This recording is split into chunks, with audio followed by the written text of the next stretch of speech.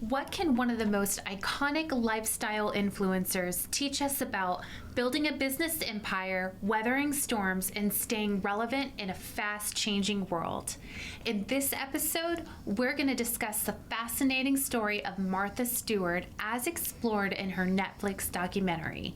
From her rise to fame and her reinvention after setbacks to the lessons on branding, diversification, and resilience, Martha's journey is a masterclass for entrepreneurs at any stage.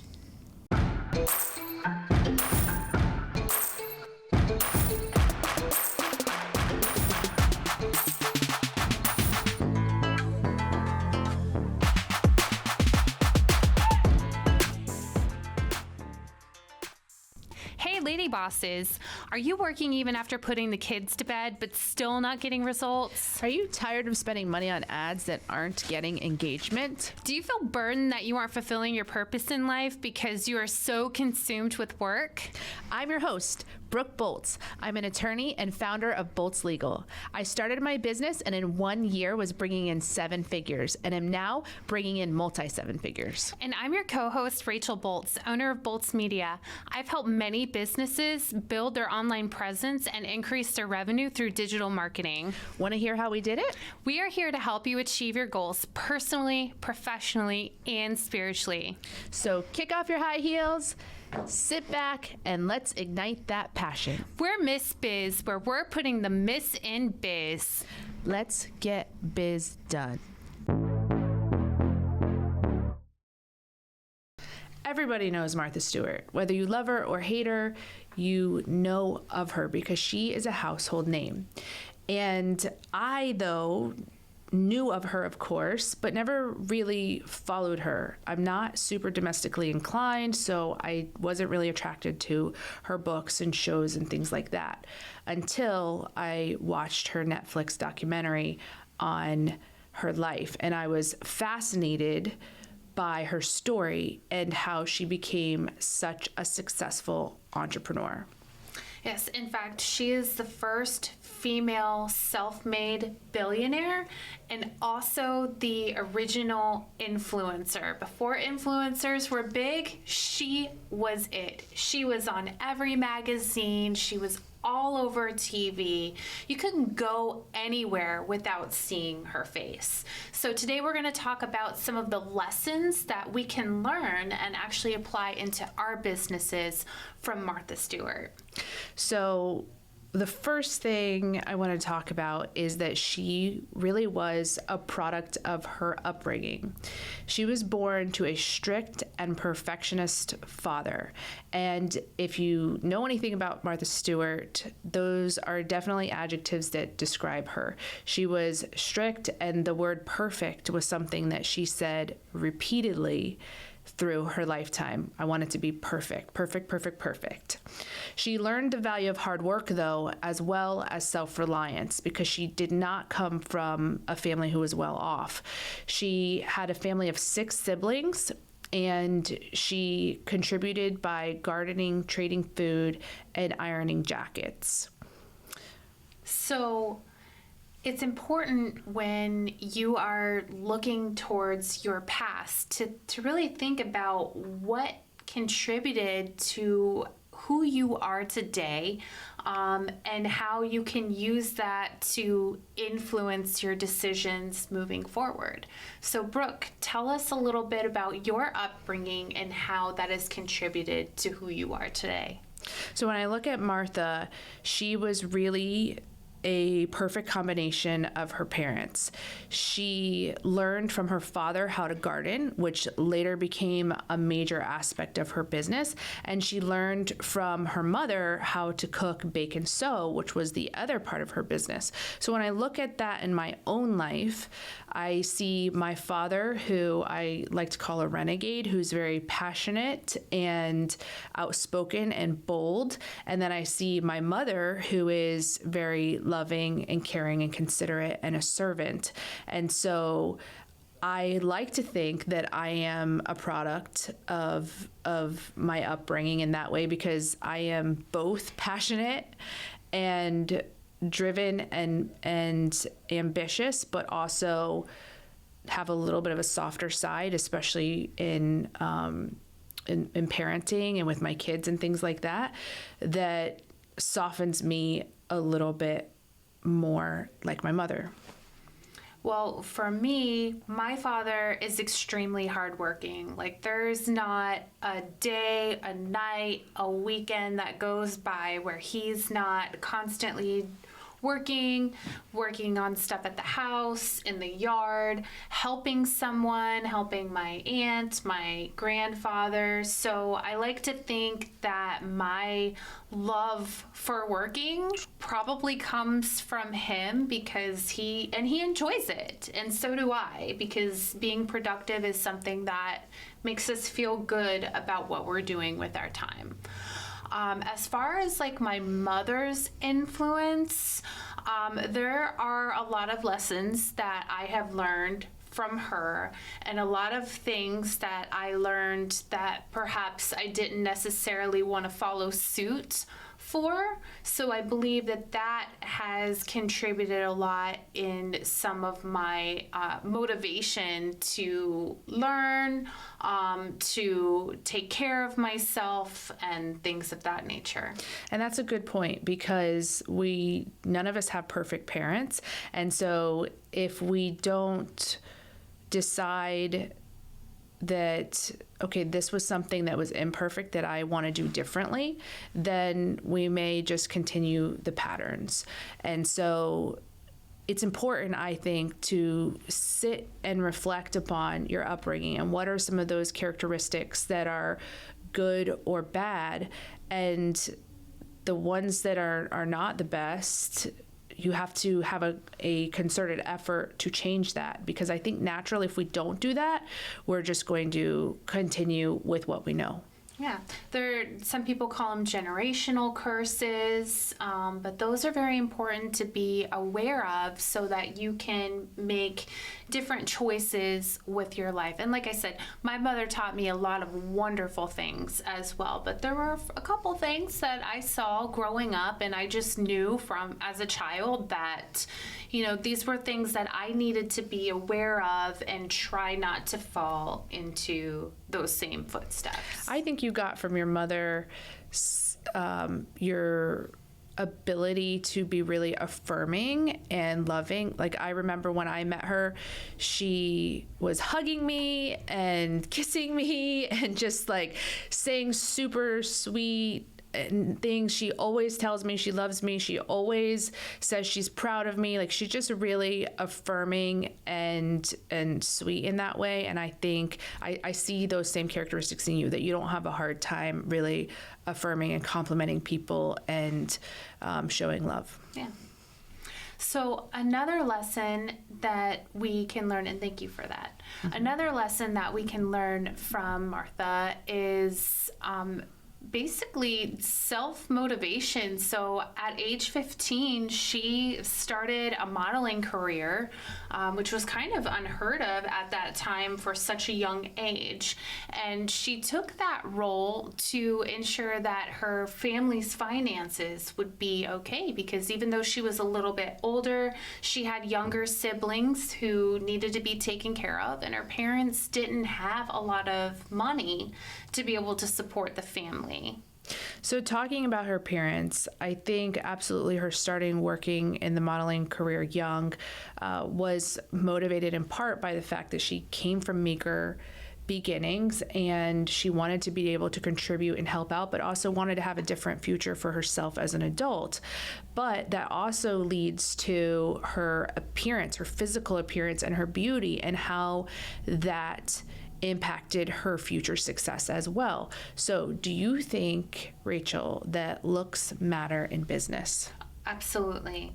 I don't necessarily think that you have to be the most attractive person in the world, but I think that you do have to carry yourself well, and that you have to wear the right kind of attire for either the type of clientele that you're trying to attract or for your specific industry.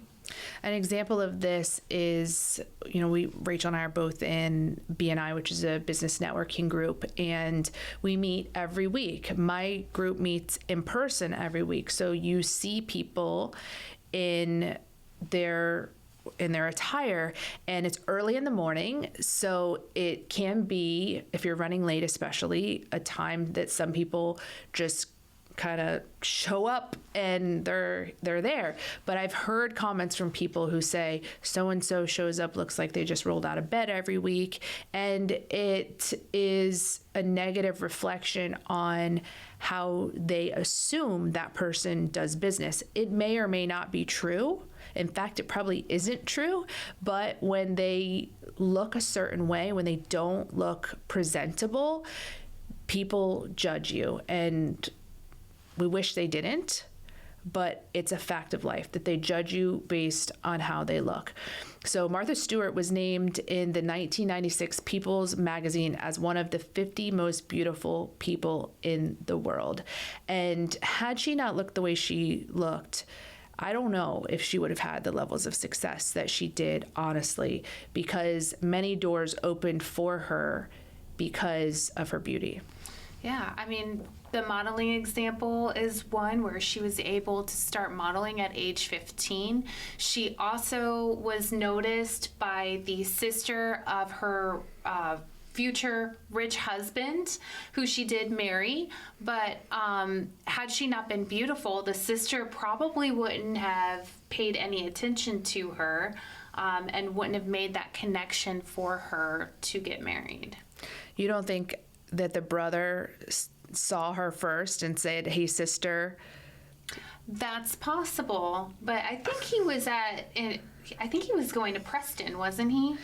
He was going to a different school, but I read between the lines and thought he probably had seen Martha at some point and then said, "Hey, sister, go ask if she would go on a date with me."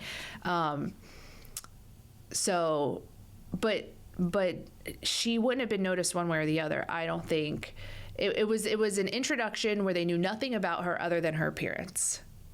And so it was her appearance that opened that door to being asked on a date by a very wealthy young man who later became her husband.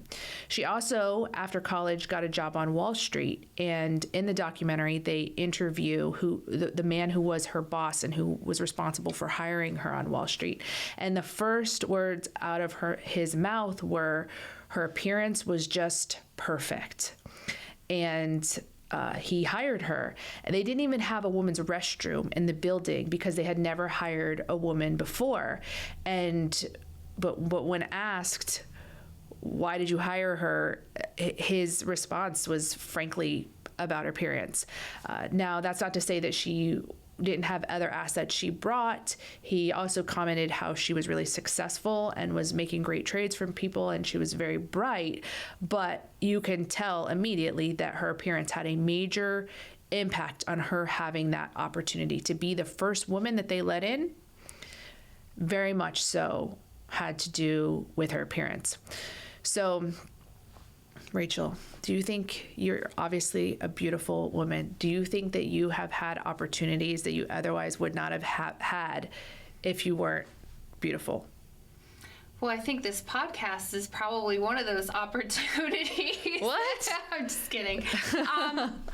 Yes, I do. I think it definitely opens the door a lot easier to having certain conversations if you can catch people's attention in a short period of time. Yeah. I think that when you approach someone in a conversation, especially if it's a man, he is all ears when you approach and willing to hear whatever you have to say because he's attracted to you. So what does that mean for those of us who are not so stereotypically beautiful? I think that's okay. I think we do the best with what we have and we make ourselves presentable as we can. I think that we, as long as we are professional and we work with what we've got to look professional and presentable, I think that you can still be wildly successful. I think too, just having the right personality too, or figuring out, how you can use your wit or your sense of humor, whatever your strength is, to have those conversations. Because I've met people who were not very physically attractive, but their personalities were so beautiful or so funny that you were just instantly drawn to them, and people, they were like magnets for other people as well. So I don't necessarily think that your appearance is number one. So if you're worried about that, just focus on your strengths and what you can use. And if you're not funny, then just having genuine care for people also shows through. Whatever your strengths are, like you said, then lean into those things, be who you are, be genuine, and people will open up to you and enjoy your presence and want to work with you for other reasons, although the appearance is kind of an easy foot in the door if you do have that going for you. Your facial expressions when I said this podcast was hilarious, by the way. I was just kidding about that. I just wanted to see how you would react. Yes, I invited Rachel to be my co-host because she was the eye candy. No, I know. Do you love the Miss Biz podcast? Because we love you. Here's 3 things you can do to show your support. 1, write us a review. Apple or Spotify are the best platforms for reviews. 2, join us for our Friday Zoom calls at 12 p.m. Eastern Standard Time. To RSVP, go to MissBiz.com homepage, scroll down to Miss Biz Connects, and click the link. 3, follow us on social media. Our handle is at Miss Biz Podcast. As always, thank you for your support.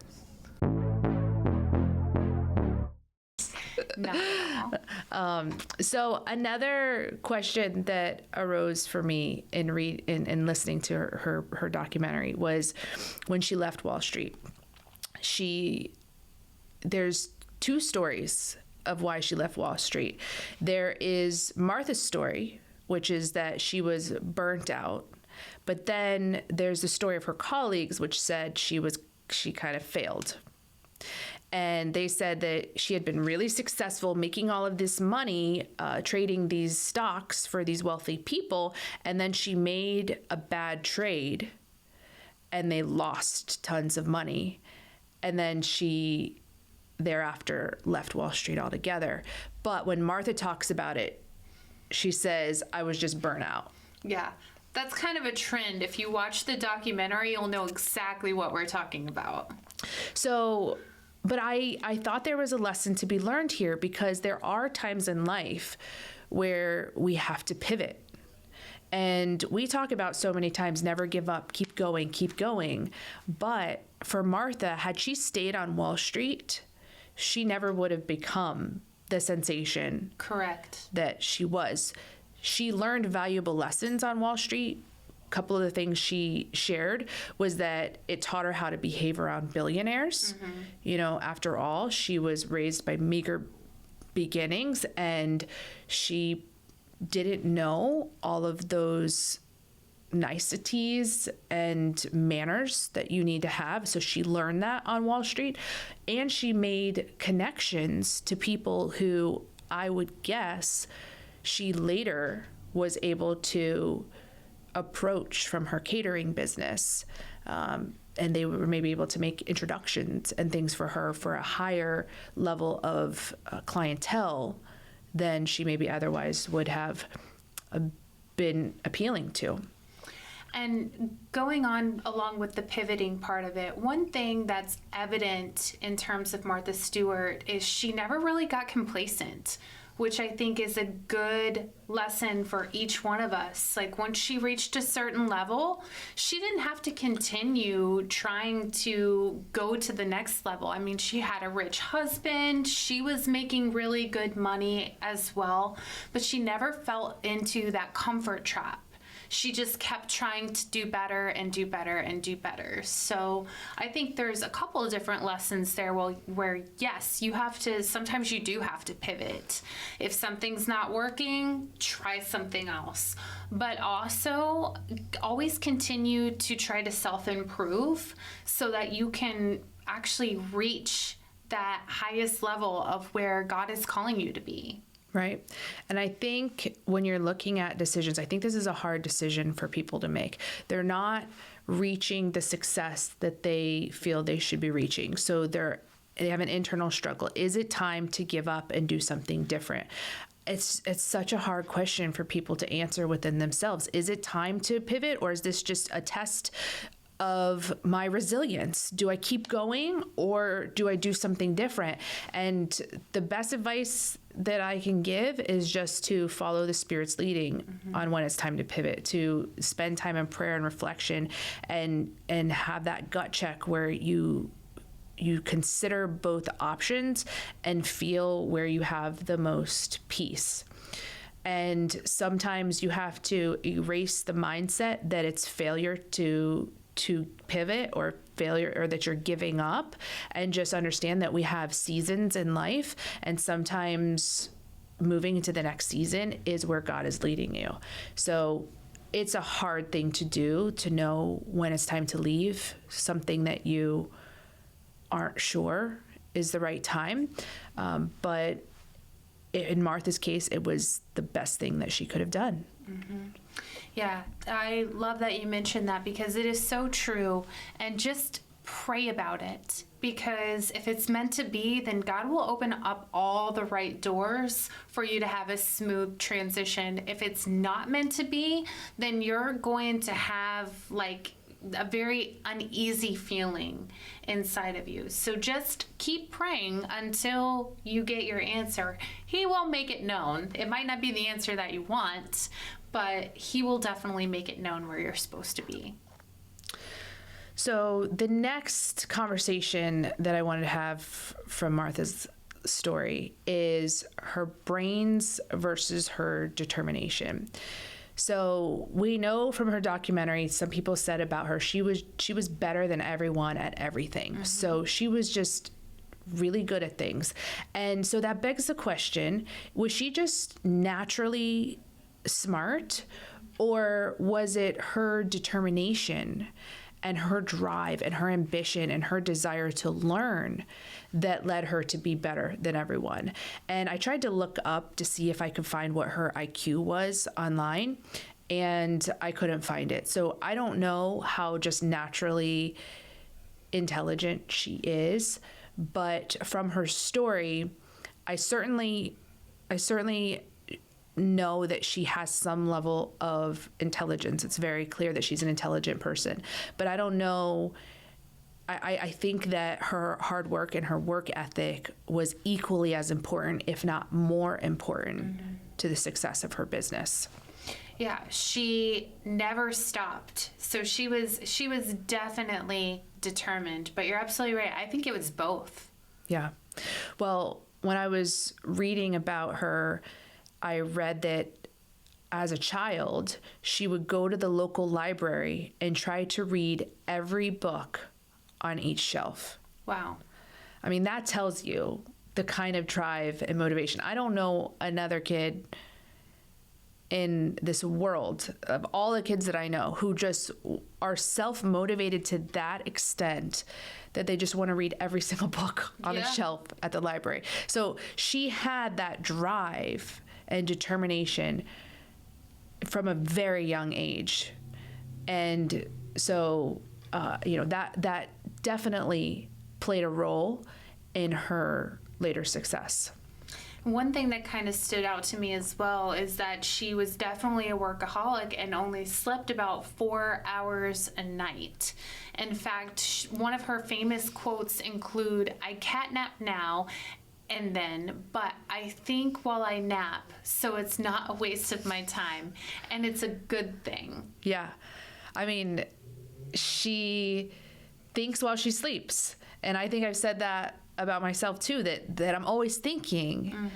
And so watching documentaries like Martha Stewart are the only way I can turn my brain off, is to fully focus on something, something like a TV show or something like that is the only way that I can turn my mind off. But she was a workaholic who was always thinking, never wanted to waste even a moment of time. She considered even sleeping to be a waste of time. Well, she didn't. She actually said it's not a waste of time because she's thinking. But if she was not thinking, then it would have been a waste of time. Yeah. And I think that that's a common trait with workaholics, because there are many times, I mean, most times when I do dream, I'm dreaming about work. Or like I'll do a lot of brainstorming at night when I'm supposed to be getting ready for bed. That'll be some of the best moments of ideas that I have, is when I'm trying to shut my brain off. And I actually heard a study from a business coach, not a study, a fact from a business coach, and he said the reason why before bed or when you're in the shower you have some great ideas is because you are not using your brain intensely. So all of the information that you've been able to process into your frontal lobe can then be filtered out into other areas of your brain. So I thought that was really interesting. That's very interesting. And so if you ever get an email from one of us at 2 a.m., that's what's happening. Yeah. I'm notorious for that, waking up in the middle of the night with ideas, and I grab my phone, start taking notes and sending messages. Not because I expect anyone to read it, but because I don't want to forget it. Mm-hmm. And then sometimes I wake up and was like, that was the worst idea. Why did I do that? But it was so great. Next time, just write it in notes. That's what I do. I write it in notes, and then first thing in the morning, I look at it. And an amazing fact about Martha's company is that she has been recognized for 18 Emmy Awards since 1997. And I mean, that's just no small feat. Beyond just the money that she's earned, she just was tremendously successful and honored through awards. So the next question I have is, was she self-made? She is called a self-made billionaire, but we also know that she married a really wealthy guy. She had a lot of help. She married a really wealthy guy. Now, if because we know leading up until college, she was not from a family that was wealthy. So if that's how you determine self-made, then she 100% was self-made. But when she married this wealthy man, she was at the age of 19. Mm-hmm. They took a 5-month honeymoon overseas. So that just goes to show you how much money that he had, that they could afford to have a 5-month trip overseas. And they ate at some of the most expensive restaurants and visited some of the most beautiful gardens. Yes. So not many of us can just take a 5-month trip overseas at the age of 19 and all expenses paid and be in the life of luxury. So I do think that marrying a wealthy man did afford her some opportunities that she wouldn't otherwise had. For example, when her husband was an editor of a magazine, and so she started hosting parties at their home, and he was able to purchase a gorgeous large home where she could host these wonderful parties, and that gave her the opportunity to be able to showcase her skill in making these ornate, settings of food and things like that, and open the door to her later opening a catering business. But obviously, hosting a party of that scale is expensive, and so. And she had the opportunity to not have to work a day job during that time because she had a wealthy husband. So it definitely gave her some opportunities, but they divorced after, I don't remember how many years, but most of her success came thereafter. And she started her catering business out of that, where she was making $1 million or more from her catering business. So while it was kind of an opportunity to get started, that leg up in life, I do attribute all of her success to her personally. Yes. She did the footwork, right? He had the financial means, but she's the one that came up with the ideas, that took the time to make sure that everything was executed strategically. In fact, a lot of her recipes that she had were a result of her visiting different places during her honeymoon. Also, like her inspiration for the gardens that she's most famous for today were inspirations of gardens that she visited overseas. And she took notes on everything that she ate, everything that she saw, so that she would have that information to be able to refer back to at a later time. So sometimes we need a leg up.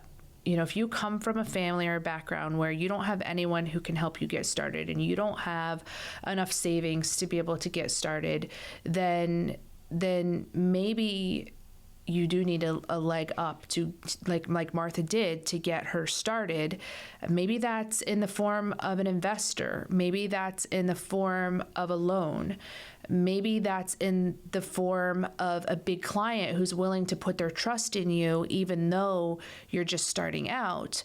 But sometimes those legs up in life are kind of what allows us to catapult to our potential that she may not have had otherwise. Had she not had these things fall in line the way that she did, that catering business was birthed out of these fantastic parties she was hosting. But she could have started a catering business without that. It just would have been harder to reach those people who can afford that, really expensive catering that she could offer. So it's something she could have achieved. It just would have probably taken her longer, and she would have had to knock on more doors and try to get people to give her that opportunity.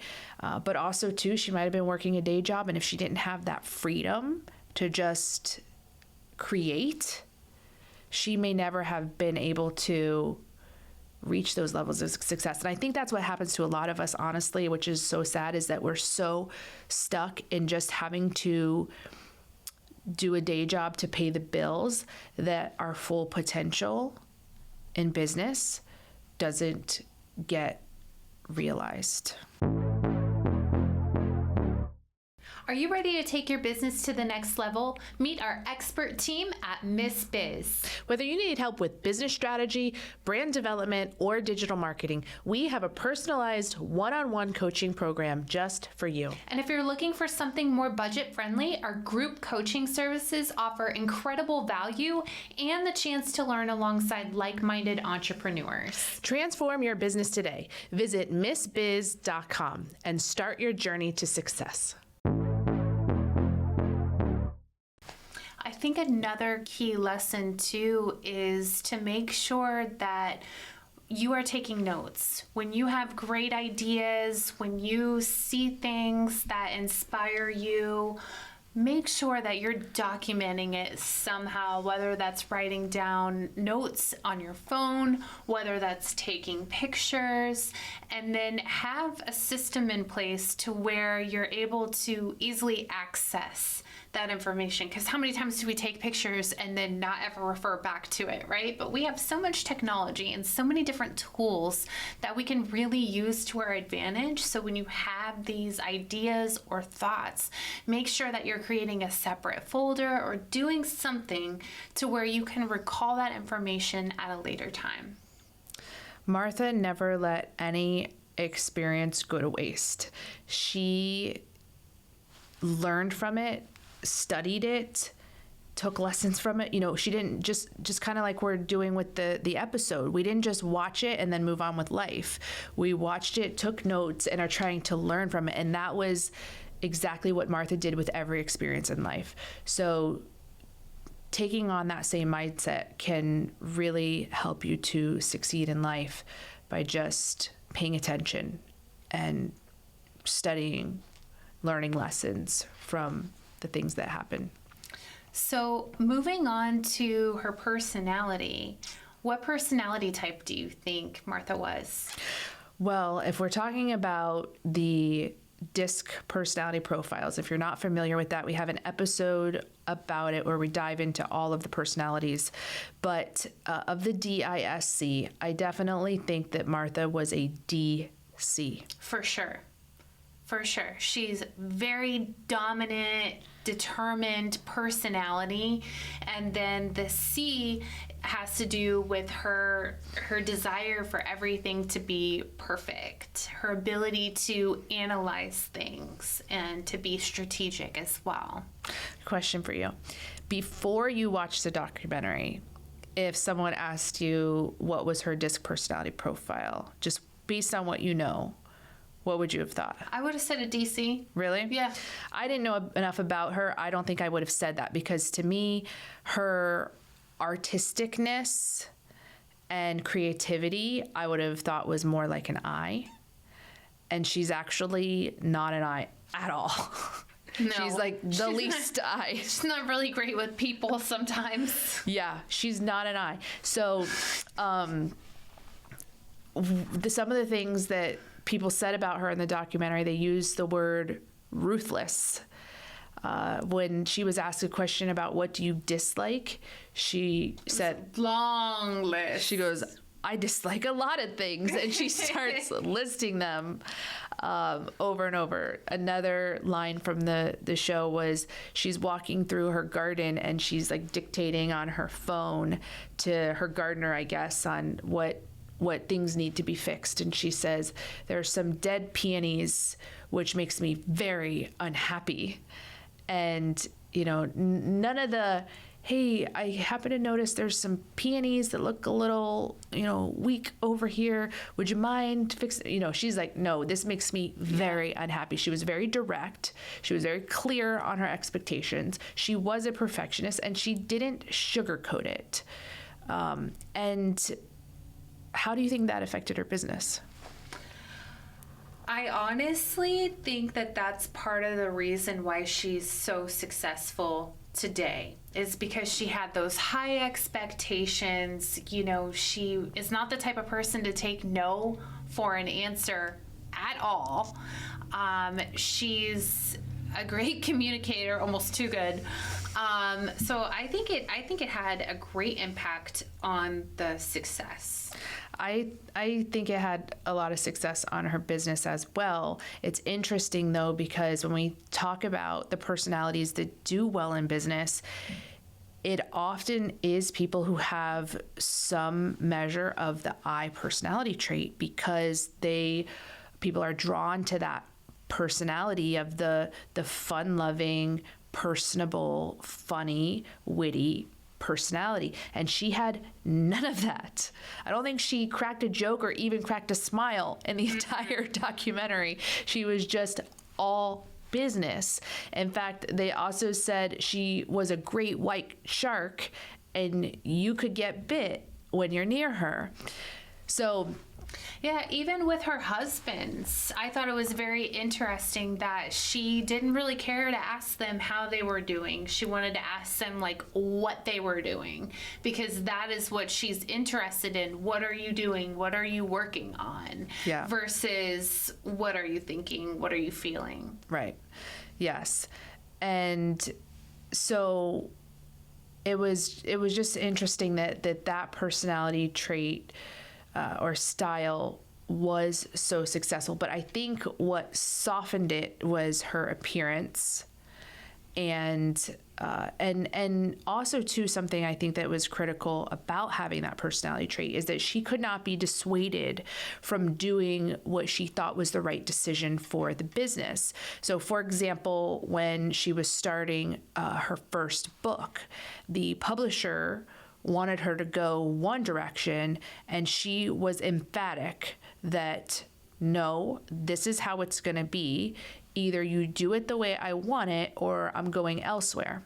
Right. That was another benefit of having money behind you through her husband and through her catering business, is that she could afford to have that kind of boldness. Because for those of us who are like, this is my only shot because this publisher is giving me opportunity, I think we would be like, okay, you're the boss, you know this field better than I do, whatever you think we should do, let's do it. Martha was not. No. She Even down to the name, because they wanted to name it something else, but she was adamant that it was going to be called Martha Stewart Living. So what do you think about it? Let's talk about the name, because we have an episode about naming a business, and Martha Stewart Living has some characteristics to it that could be good or bad. What do you think about that name? Is it a good name? I think it's a great name. I think it's strong, and I think it covers a multitude of areas, because it's not like Martha was just a really great chef, right? There's so much more to Martha as well. There's the gardening aspect of it. There's like the party planning process of it. So having that umbrella of the word living kind of covers all of those aspects. So it obviously worked out really well for her, but I think in looking at it from a traditional business advice standpoint, a lot of business advisors would say that's a terrible name. And here's why. They tell us to niche down. There's riches in the niches.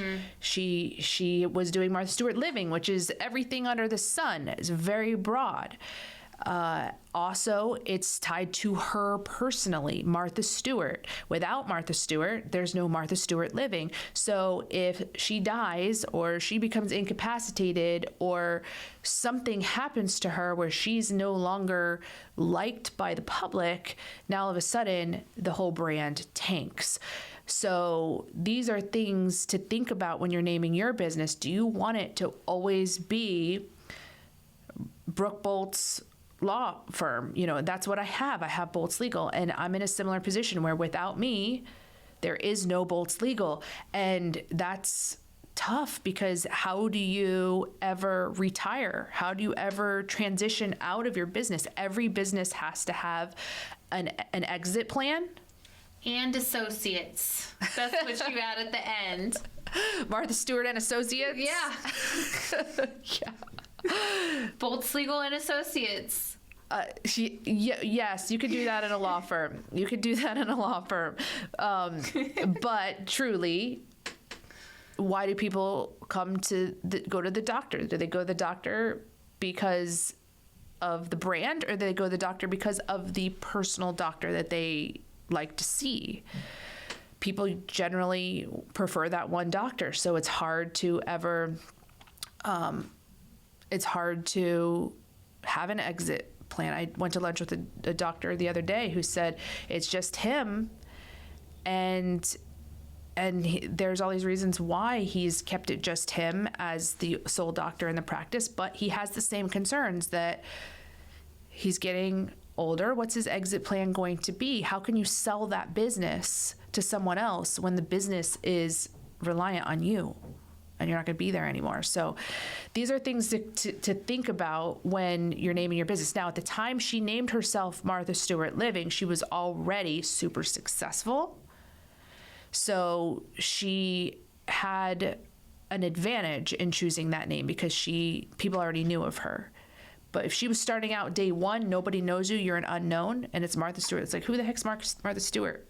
And why do I care how she's living? Yeah.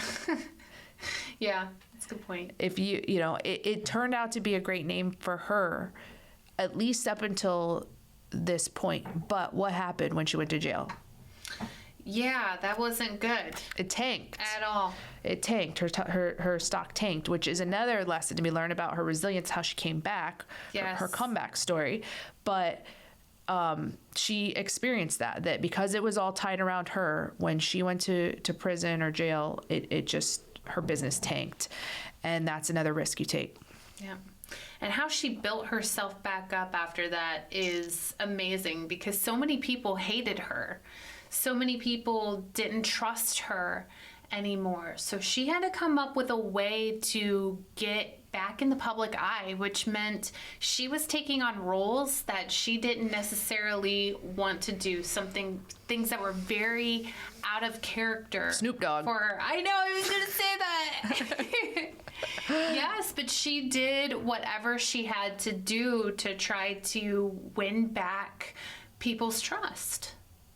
Yeah, I mean, partnering with Snoop Dogg is a brilliant move, but also, too, going back to how the public turned on her. She had sort of this career-long time where she was loved for her work, but hated behind closed doors for her personality. Because she was so terse with people, she was kind of creating a bunch of haters behind the scenes. And so when she did get attacked, and I compare her to Johnny Depp, for example, when Johnny Depp is in a legal battle and accused of battering his wife, the public comes to his aid, and they are his biggest support and biggest fan because they love Johnny Depp. Martha Stewart, they were very quick to villainize and turn their backs on her when she was attacked in the criminal system. And so she had kind of sowed those oats over the years of being unkind to people. And when she needed them to come to their aid, they were not there. You know we're all about that case, no trouble. All about that case, no trouble. All about that case, no trouble. All about that case. At Bolts Legal, we are all about your case. Text or call to schedule a free consultation for all your legal needs. boltslegal.com as her support. And it just goes to show you how quickly people can turn on you. So it's always best to make more friends than enemies wherever you go. Yeah, and to be cognizant of how you talk to people. There was a couple of times in the show where it seems as though she might not realize that the camera is on her, and she is kind of berating a woman who chose a small knife to cut an orange versus a large knife, and she's kind of inferring what kind of idiot would cut an orange with a small knife. You never use a small knife. You use a large knife.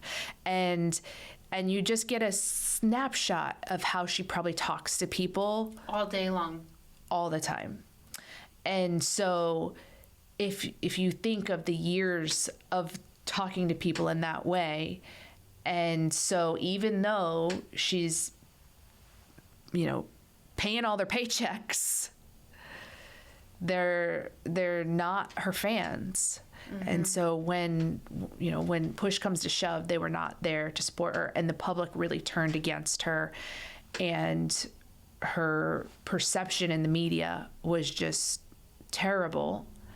And I think that had a role in what happened to her going to jail. And then, but after the fact, she's more likable now, I think, than she was before, because she was kind of brought down to earth.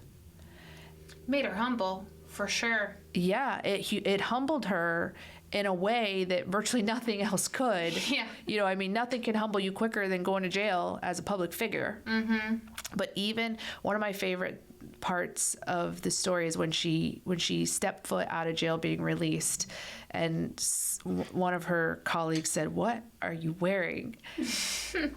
And she was wearing this it was a poncho, right? Poncho that one of the inmates had sewed for her. And it just was like the one heartwarming part of Martha Stewart you saw after she was released from jail, because she would never be seen in anything but the best brands before that. And now here she is wearing a poncho by another inmate. And just the stories of how she tried to help these inmates and improve on the garden and what is it? they made cucumber sandwiches. Yes.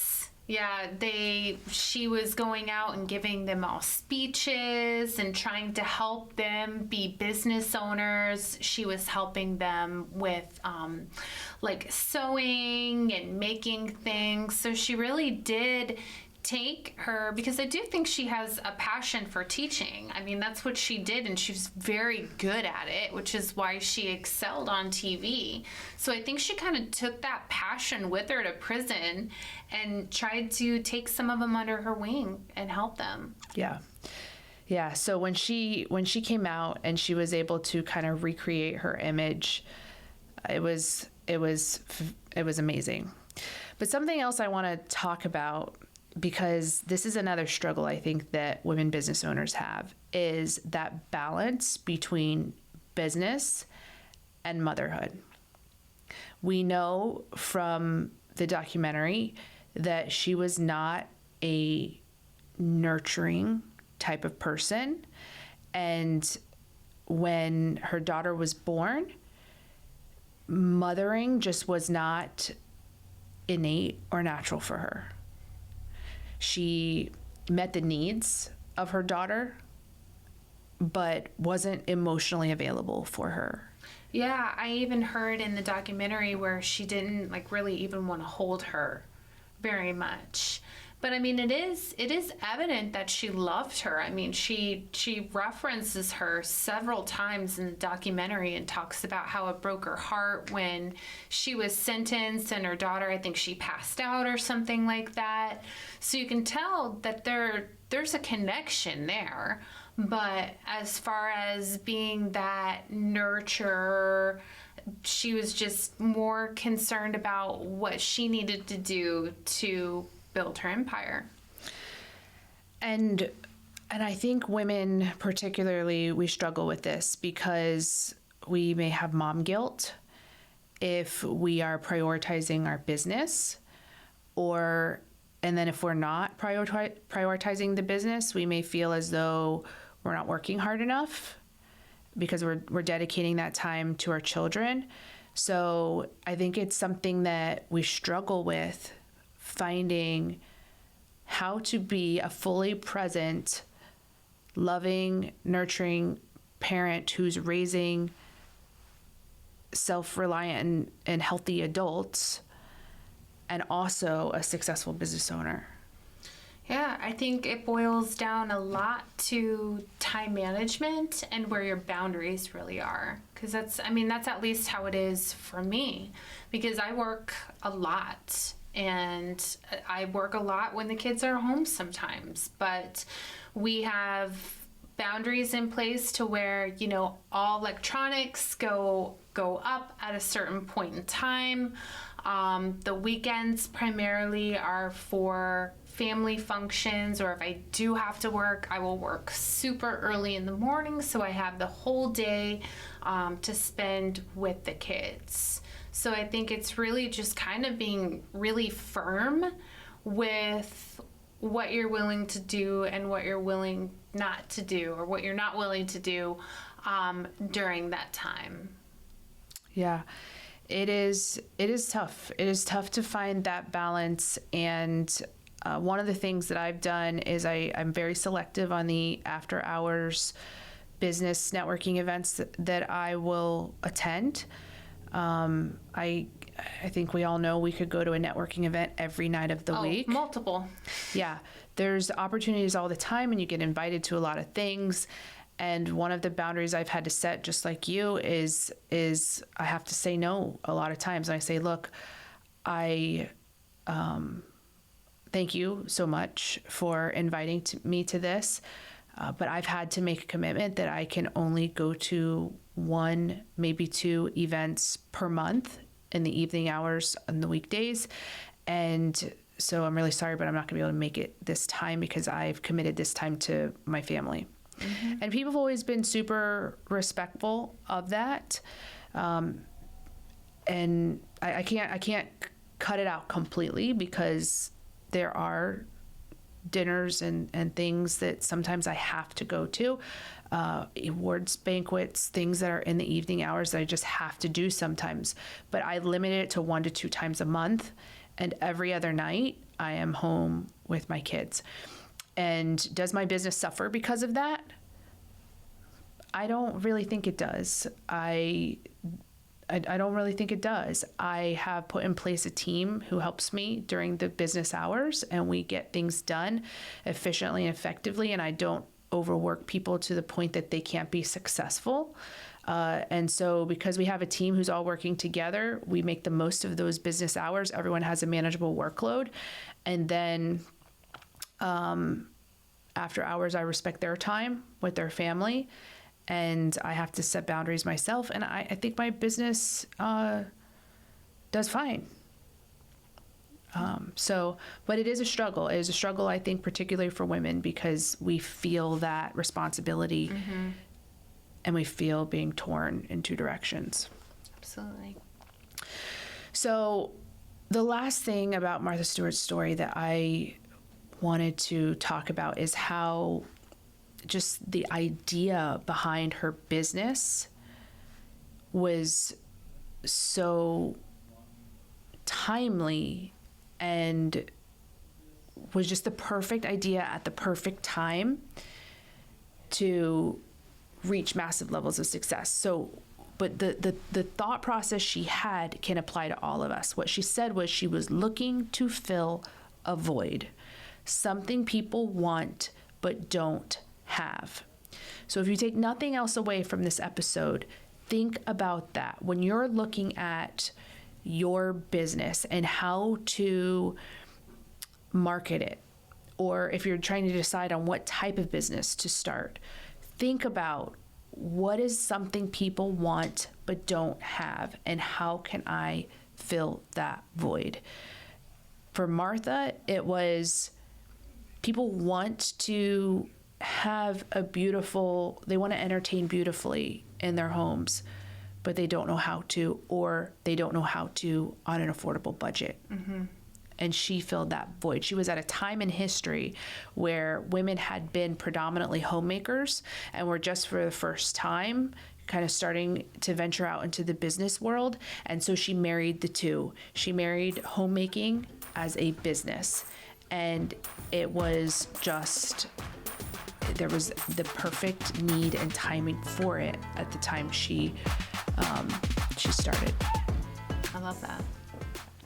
We appreciate you and are honored to be on this journey with you. We can't wait to help you, to encourage you, and show you how to grow personally, professionally, and spiritually.